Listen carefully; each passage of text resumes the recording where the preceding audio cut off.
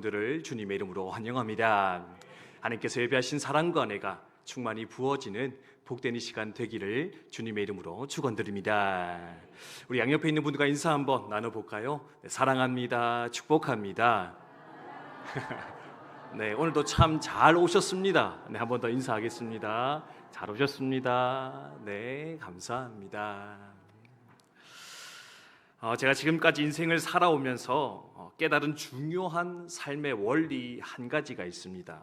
그것이 뭐냐면 우리는 주로 내가 처한 상황이나 삶의 조건이 참으로 중요하다 그렇게 생각하며 살아가는데요, 사실 내가 처한 삶의 조건이나 상황보다는 그 상황을 바라보는 나의 관점, 내 시선이 훨씬 더 중요하다라는 것 깨달으며 돌아보게 되었다라는 겁니다. 무슨 말이냐? 화면에 보면 물 한 컵 놓여 있는데요, 물이 절반 정도 차여져 있습니다.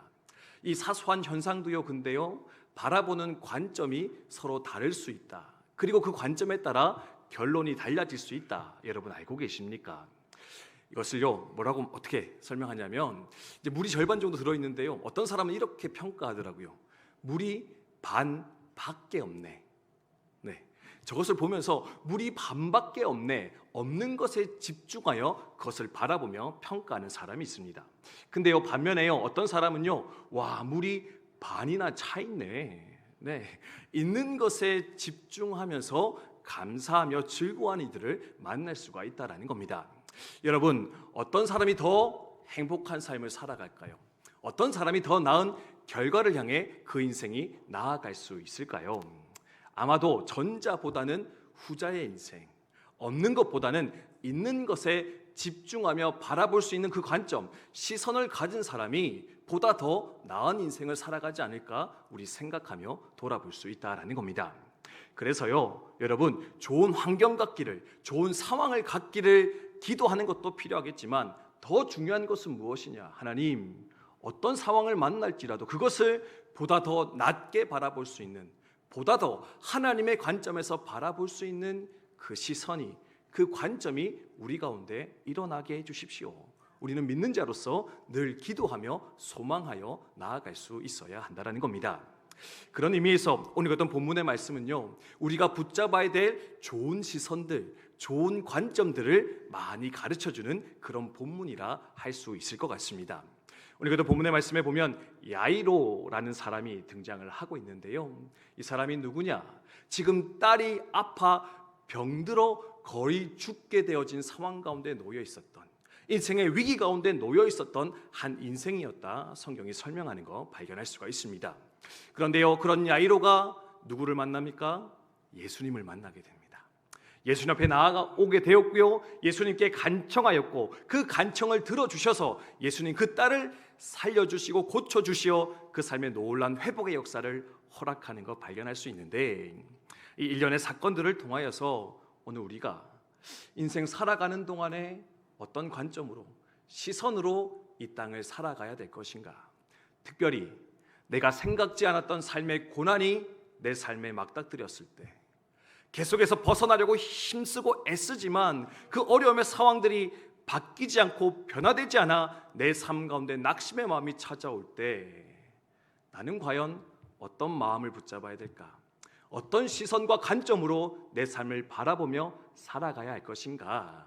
이것을 우리 함께 돌아보며 묵상하는 귀한 시간 되었으면 좋겠습니다.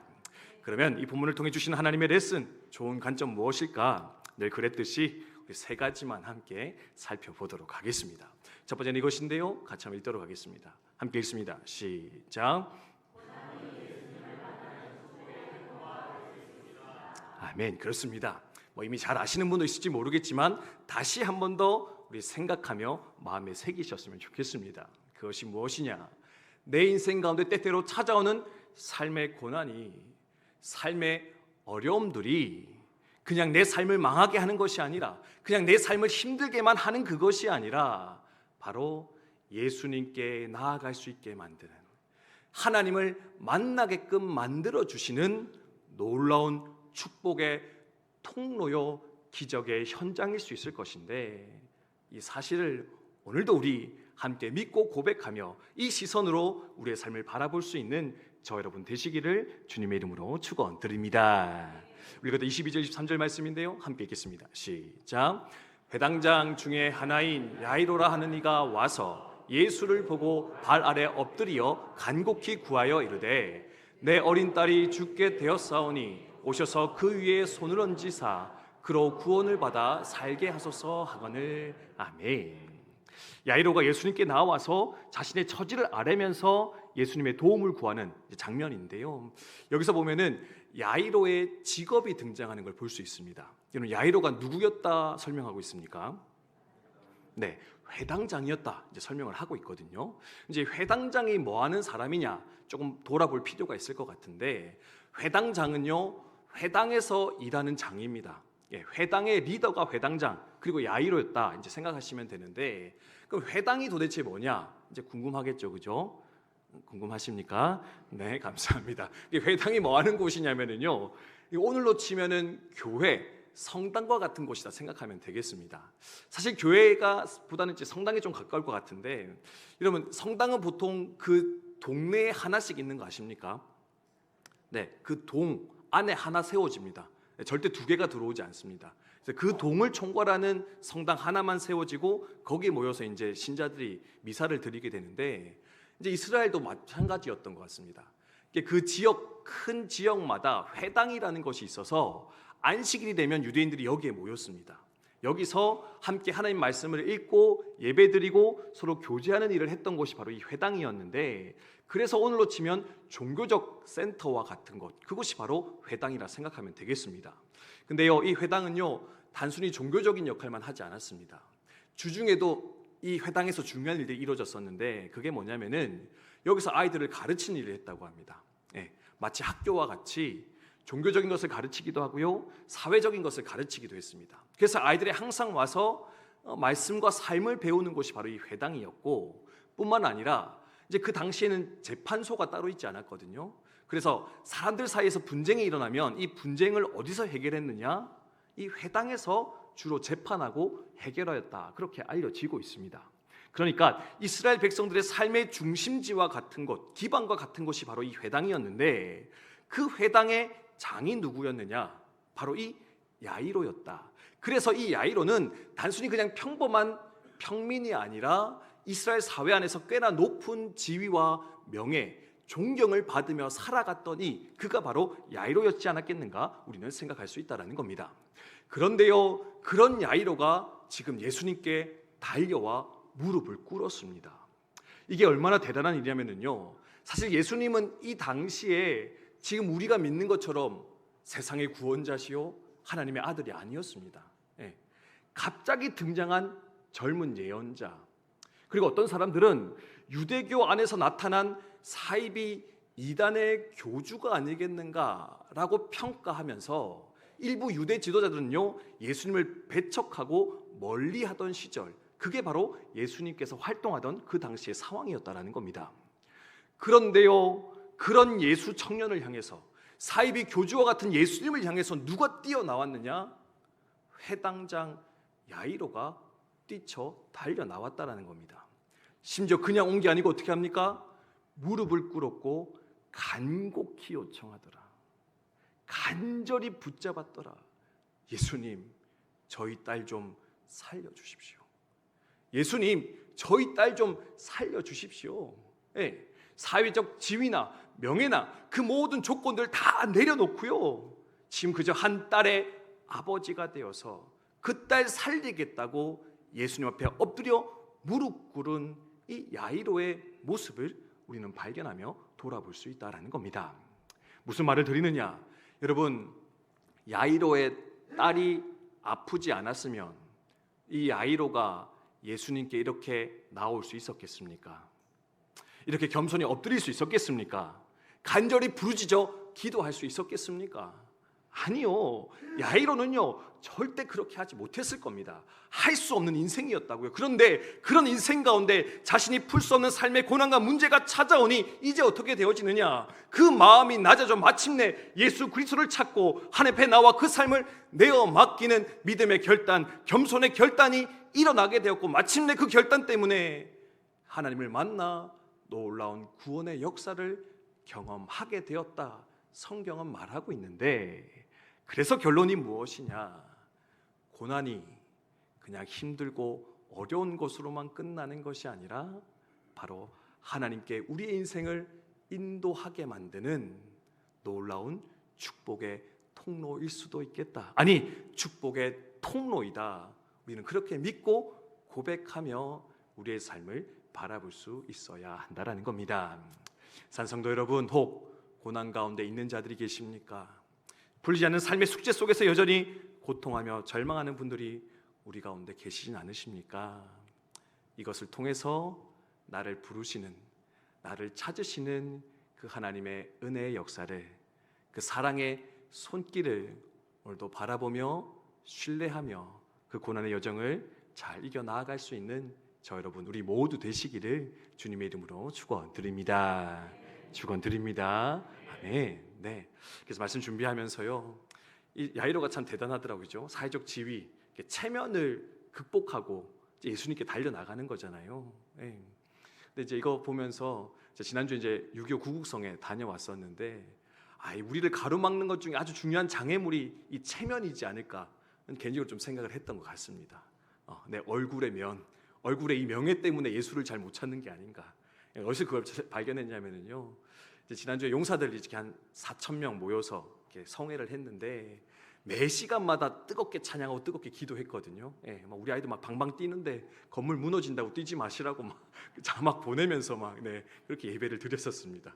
어떤 목사님 오셔가지고 보통은 이렇게 뛰라고 많이 독려하는데 여기는 뛰지 말라고 하니까 그 참 특이하다, 뭐 이렇게 이야기하시면서 고백을 했었는데, 이제 그런 상황 속에서 제가 재밌는 걸 봤는데 뭐냐면요, 우리 젊은 용사들은요, 찬양하자면은요 막 손들고 뛰면서 찬양합니다. 즐거워합니다. 마음껏 부르짖습니다. 하나님의 임재 가운데 들어갑니다. 근데 제가 쭉 보니까 저를 포함해서 연배가 조금 있는 분들이 있잖아요, 그죠? 한 30대, 한 40대, 50대 이렇게 넘어가시는 분들, 그런 분들 보면 어떤지 아십니까? 네, 손 들라 하면은요 손을 잘 들지 않으십니다. 막 듭시다 하면 뭐 마지못해 들은다는 욕까지 드십니다. 네, 뛰자고 하는데요, 그러니까 어설프게 막 이렇게 마지못해서 왜 저럴까, 왜 이럴 수밖에 없을까?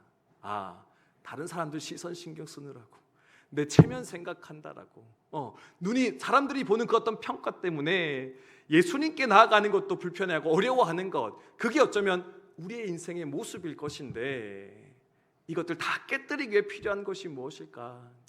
결국 고난이라는 방법 통해서 때로는 그 모든 것들을 깨뜨리시고 하나님께 온전히 나아갈 수 있도록 하나님 우리의 걸음을 인도하시고 우리를 초청하기도 하실 것인데, 여러분 그 은혜를 다시 한번 생각하시면서 기억해 보시면서 여러분의 삶을 새롭게 해석해 나아갈 수 있는 저 여러분 우리 모두 되셨으면 좋겠습니다.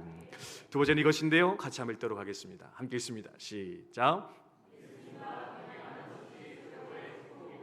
아멘. 그렇습니다. 오늘 말씀의 첫 번째는 고난이 예수님께 나아가는 축복의 통로가 될 수 있구나 생각하면 좋을 것 같고, 두 번째는 내가 구하는 것이 이루어지는 것도 축복이지만, 내가 바라는 것이 예수님을 통해서 완성되는 것도 축복이지만, 하지만 그것보다 더 좋은 축복인데 그것은 무엇이냐?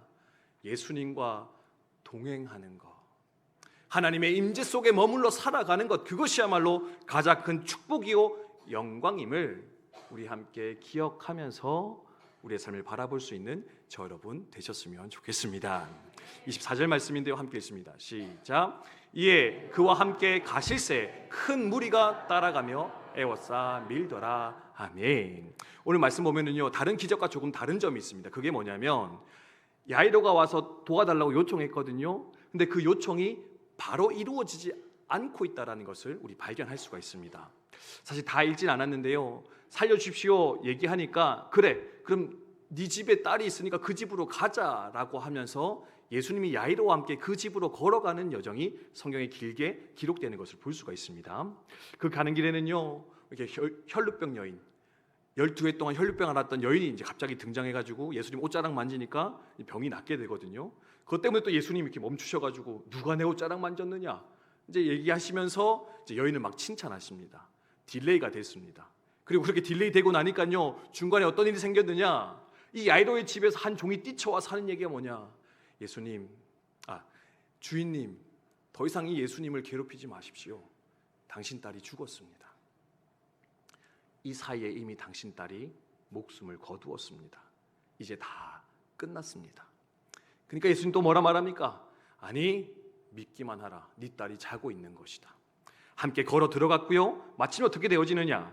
그 딸을 살려서 병을 고치는 것이 아니라 죽음에서 일으킴으로 말미암아 부활의 역사를 경험하게 만드는 하나님의 그 손길을 경험할 수가 있는데, 즉 예수님과 동행하여 걸어가는 이 야이로의 모습을 이 성경의 기자는 우리 가운데 보여주면서 우리 가운데 깨우치고자 하는 것이 무엇일까? 우리는 문제 해결에 집중하며 살아가지만, 문제 해결이 가장 큰 축복이라 여기며 살아가지만, 가장 좋은 것은 예수님을 만나 그분과 동행하며 사는 것, 그분의 임재 속에 사는 것이 사실은 더 크고 귀한 하나님의 축복입니다. 영광입니다. 그것을 누리는 자가 되십시오. 도전하는 것이지 않을까 돌아보며 생각할 수 있는데, 또한 이것을 가지고 여러분, 이 관점 가지고 여러분의 삶을 살아가시는 저 여러분 되셨으면 좋겠습니다. 설명하면 이렇습니다. 예전에도 한번 이 예화를 든 적이 있는 것 같은데, 여러분 이솝우에 나오는 황금알을 낳는 거위 이야기 아십니까? 네, 다 까먹으셨습니까? 감사합니다. 네, 저도 많이 까먹었었는데 저희 선우 키우면서 다시 이렇게 리마인드가 많이 됐었는데, 이솝우에 보니까 그런 이야기 있더라고요. 이렇게 어느 사람이 이렇게 어느 날 황금알을 낳는 거위를 발견한 겁니다. 네, 상상만 해도 기분이 좋죠. 네, 요즘 금값이 막 뛰고 있는데 어느 날 아침에 눈 떴더니 우리 집에 키우는 거위가 황금알을 낳은 겁니다. 이따시만한 거 한 100돈 되는 거, 이렇게 요즘 얼마쯤 됩니까? 그거 팔면 이제 몇 년 일하지 않아도 될 것 같은데, 이제 알을 이렇게 넣은 겁니다. 그러니까 너무 기뻐하는 거죠. 근데요, 이 사람의 욕심이 지나칩니다. 어떻게 하느냐? 하루에 한 알 놓는 겁니다. 아쉬워요.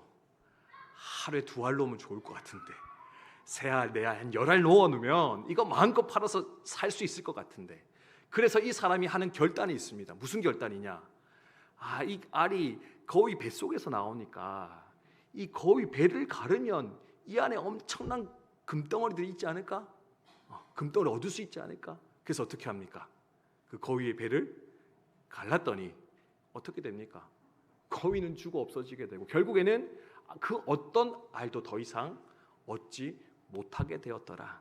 그 인간의 어리석음과 욕심을 지적하는 이야기가 바로 이 황금알을 낳는 거위의 이야기다, 그렇게 전해지고 있습니다. 이 말을 드리는 이유가 무엇이냐? 우리 신앙에도 동일한 어리석음 우리는 날마다 범하며 살아가고 있기 때문에 그렇습니다. 뭡니까? 하나님보다, 황금알을 주시는 거위보다 이 황금알이 더 소중하다 여기니까 어떻게 합니까? 이 황금알에만 집중해서 결국에는요, 이 거위 되시는 하나님 되시는 하나님을 외면하고 거부하고 살아가는, 황금알 주지 않으면 그 하나님을 비난하고 저주하며 살아가는 것이 바로 우리의 어리석음이요 연약함일 때가 많이 있을 것인데, 그래서 중요한 것이 뭐냐? 여러분, 황금알이 중요한 게 아니라 그 알을 넉넉히 부어주실 하나님이 더 소중하며 더 축복될 것인데, 그 하나님이 내 삶 가운데 함께하고 계심을, 내 삶 가운데 임재하시며 내 삶을 다스리고 계심을 믿고 고백하면서 그 축복을 더 많이 누리며 살아가시는 저 여러분 우리 모두 되시기를 주님의 이름으로 축원드립니다. 여러분, 하나님이 소중합니까? 하나님 주시는 축복이 더 소중합니까? 하나님이 더 소중합니까? 하나님 주시는 기적의 역사가 더 소중합니까? 네, 여러분, 하나님이라 고백하시면서 때론 내 삶의 기적이, 기도의 응답이 아직 나타나지 않았다 할지라도 하나님 함께 하심에, 하나님 예배할 수 있음에, 그것이 가장 큰 영광이요 축복이라 고백하며 이 길을 기쁨으로 걸어가시는 저 여러분 우리 모두 되시기를 주님의 이름으로 축원드립니다. 마지막 3번째인데요, 함께 읽겠습니다. 시작.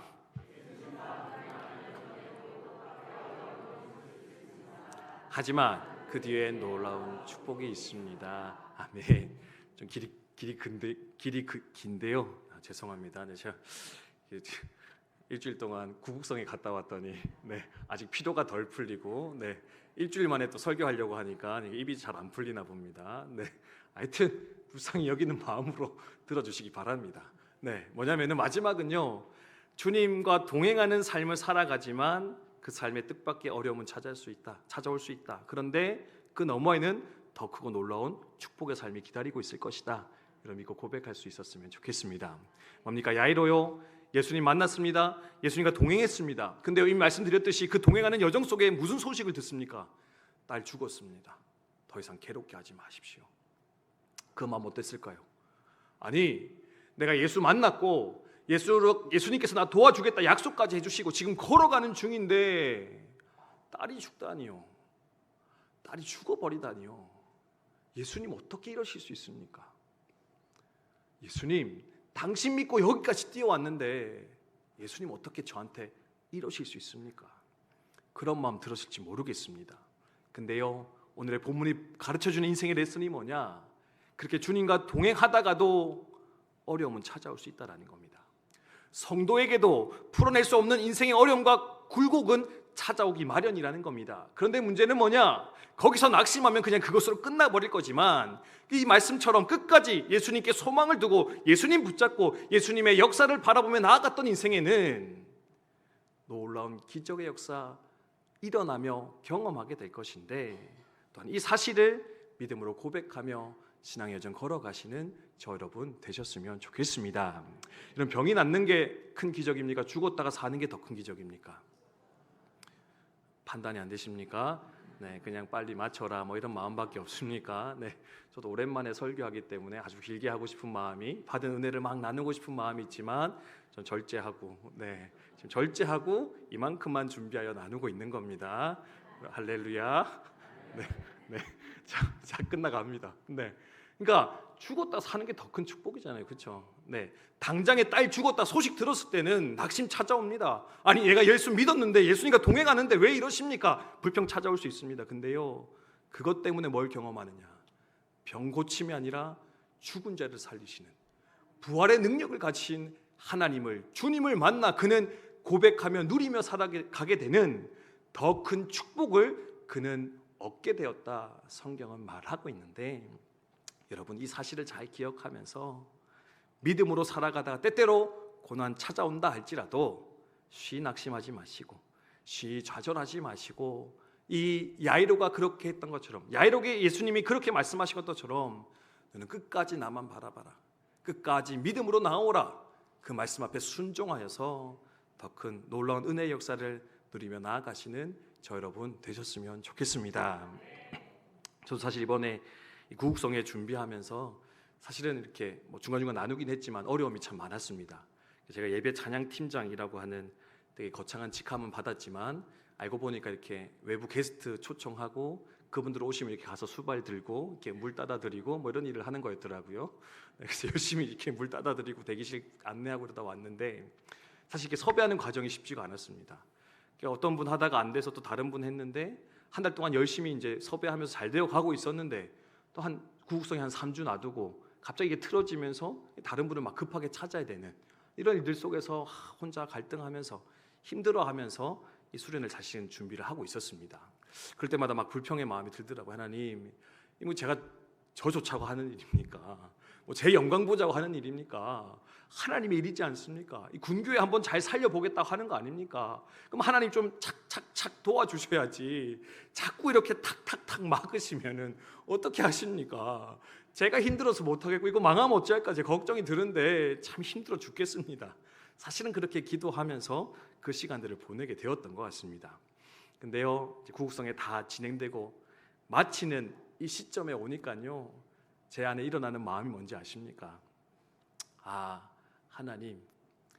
하나님이 최고의 것으로 준비하셨습니다. 하나님이 가장 좋은 것을 완성하셨고 가장 좋은 것으로 우리 가운데 허락하셨습니다. 하나님이 모든 것이 하나님의 영광입니다. 고백할 수밖에 없더라고요.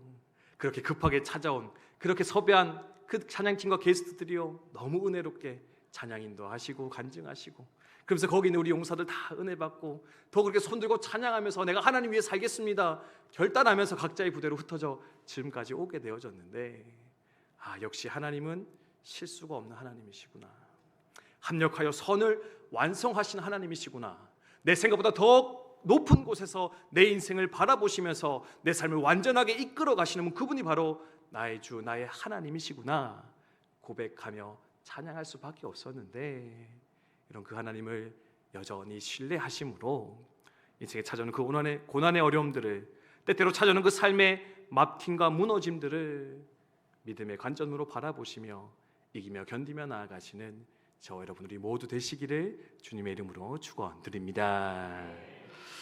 주신 말씀 기억하며 함께 찬송하도록 하겠습니다. 우리 주품에 품으소서라는 찬양 같이 한번 부르면서 거친 파도 날 향해 와도 믿음의 시선으로 그것들을 바라보면서